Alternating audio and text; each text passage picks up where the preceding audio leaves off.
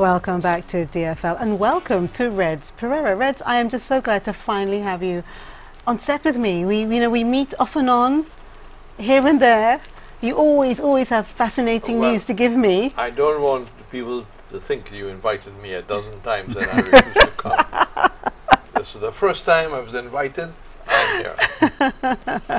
Well, thank you so much for being here, Reds. I know that it's my job to be here. I know you've recently traveled and you're back here with us, and so yes, I just came back from Guyana, where I did Jamaica, Guyana.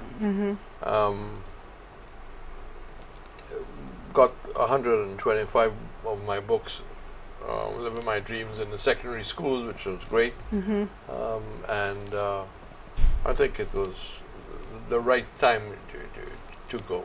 Okay, now you have been here from the outset, so you have been watching the program like everybody else. What are the things that you'd like to touch on? Well, I'm sorry Chris is not here, because for a long time the cost of golf, right, was a blockage to the average person playing the sport. Now what Chris and others are doing is great. Kids from the Growell Center in Grosley, who probably would have never in their life ever touched a golf course, are now playing. It really taken down the barriers. But if Victor Reed, for example, wanted to play golf tomorrow, what will it cost him? At one time, that was very, very expensive, prohibitive. When I compared that a couple of years ago to what was being asked in St Kitts, St Kitts was much lower. Now, I'm not saying that it's the same, but I hope that the cost of being a member for the likes of Victor Reed, the average person, the average private sector person, the average person who works in the public sector, where now is more realistic to encourage people to participate, which will help the golf club to be financially viable. Quick thought. When Victor talked about putting up posters of Laverne, I quickly thought that maybe we shouldn't start with the present generation. We should first begin with the people of the colonial time in St Lucia, who made the great difference. Sparse and Helen, Eldon Maturin. I've actually met Sparse and Helen before he passed on. Eldon Maturin tells me that Sparse and Helen probably played 5 disciplines in St Lucia. There should be some historical background. Rick Wayne, Mindu Philip, yes. Mindu Philip is well documented. There's quite rightly Victoria Park to Mindu Philip Park, and even more history probably should be known about him. Rick Wayne, whether you like his politics or not, he's made a great contribution.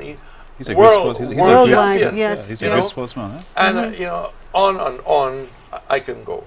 One of the things that a country like St Lucia, which was originally British, didn't inherit was in fact the infrastructure that the French colonies and the Dutch colonies would have inherited from their mother country.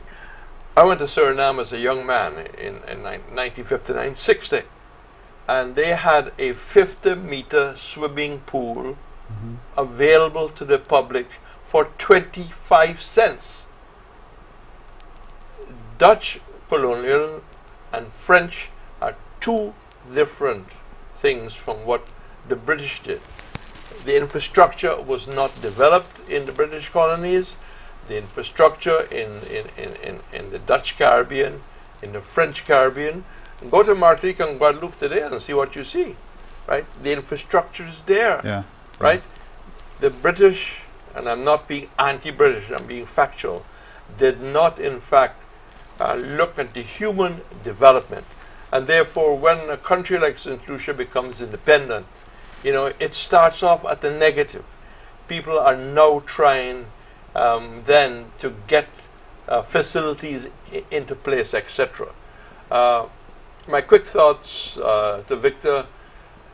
To me, the first step, and I was very happy when the Prime Minister announced a Ministry of Youth and Sport, because in the past you had a minister who was the minister of 1, 2, 3, 4, 5 things. Impossible for him to really pay attention.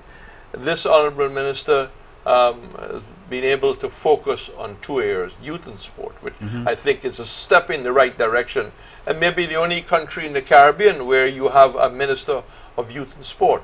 So there's a lot of possibilities. Yes. Okay, Reds, I just need to pause you there, just because we have to go to a break. It's come very quickly. But when we come back, I do want to touch on some of the other issues like sports tourism and other bits and pieces. Of course, this is Dolor Factor Live. We've closed the entries for tonight's giveaways, but please stay with us. The phone lines will be open when we return.